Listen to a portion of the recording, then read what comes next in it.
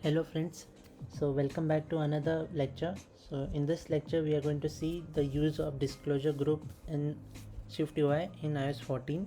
So let's see before getting started how it is used. So suppose you have some functionality in your app where you want to show and hide data in your list or on your normal screen, then you can use something like disclosure group. So it works like this. So suppose you have sites and you want to show what are the different sites, so you can just click here and it will disclose the data inside that. So this data you can show vertically or horizontally also, and again if you tap on this it will hide that. So let's see how easy it is to use this in SwiftUI. So to see this, let me create a new project first. Xcode beta 12. Let's a new project, app. Let's name it as this disclosure demo, and let's save it on our desktop. Okay, so make sure everything is working fine here.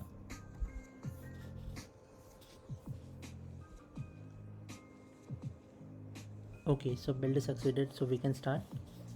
So to use a disclosure group, what you can do is you can just directly use it here like this disclosure group, and this disclosure group basically expects three things. Here you can see is expanded, content and label, so we are going to use this. Okay, so is expected is by default true, so that's why you can see here our label, or you can say this is the part which is selected in green is the our disclosure group, and it's by default open because this is by default true property. Let me add some padding on the side so it will be looking little better.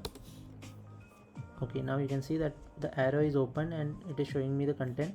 So if I say here as false, then you can say it gets closed. So we will change this value and we will handle that on the tab. So this is the structure of disclosure group. So as you can see here, it is expecting a true or false value which will be of type bindable. So let me create a state property for that first. State private var. Let's call this property anything you want. I will call this as show sites, and by default I will give the value as false, and you can then pass this value here as dollar show sites. So now it will be hidden. You can see here it's hidden because the value is false. Okay, second is I want to pass some content. So since we are going to show and hide sites, so let me create an array. So let's say let sites equal to an array of strings, we can say, which will have site 1,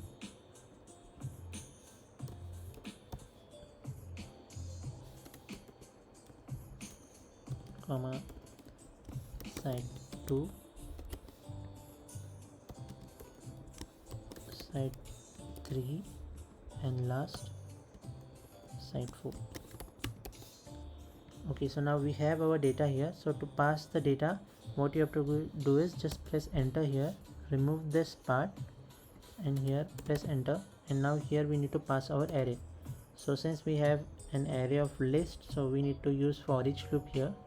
So let's use that for each, and inside this we need to pass our sites like this, and to know each item uniquely you need to give an ID which will be like this, and we need to tell this self like this. Okay, now we can use here one site at a time, so site in, which will give us each site uniquely, and inside this we have to just display our site. So I will use text to display the site.